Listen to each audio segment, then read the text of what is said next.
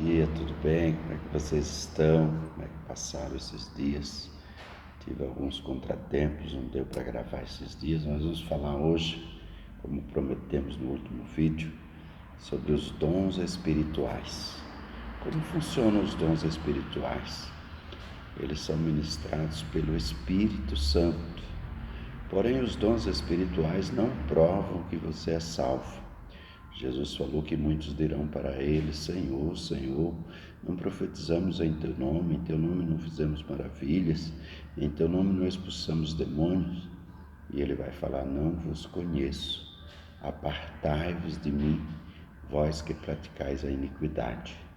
Então, os dons espirituais não são provas nenhuma de que você foi salvo. O que prova que você foi salvo é o testemunho interno do Espírito Santo e o fruto dele, que são 9 características: é o amor, alegria, paz, longanimidade, benignidade, bondade, fidelidade, mansidão e domínio próprio. Então, os dons espirituais os crentes têm, mas às vezes o Espírito pode usar alguém que não é salvo para um propósito. Então Deus não tem limite como nós achamos, que Ele usa só os cristãos, que Ele usa só os crentes em Cristo Jesus, que Ele usa só a igreja. Não, Ele usa quem Ele quiser, Ele não tem limite. Ele usou uma mula para falar com o profeta rebelde Balaão, né? Ele usou Ciro para fazer várias coisas a favor do povo de Israel. Então Deus usa quem Ele quer. Isso não indica salvação. Porém, todo salvo tem o Espírito. Todo salvo recebeu o dom do Espírito, que é o próprio Espírito, como falamos no vídeo anterior. Então é muito importante. E quais são os dons? São vários.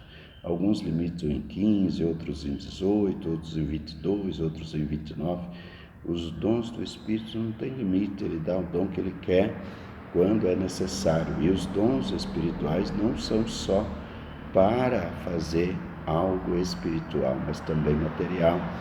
Na construção do tabernáculo, ele levantou 2 líderes, Bezaleel e Aholiabe, para serem mestres em arte, em cobre, em ouro, em prata, em bordado e assim por diante. Então eles ensinavam outros, e isso tudo na parte material, não era espiritual. Então o Espírito Santo também nos usa nas coisas materiais e não só espirituais como nós pensamos. E são vários os dons espirituais: apostolado, né? Profeta, mestre, evangelista, missionário, né? Dom de socorro, dom de misericórdia, dom de serviço, que é diaconia, e vai por aí afora. São diversos, e Deus, quando é necessário, Ele coloca dom para quem Ele quer, fazendo o que Ele quer.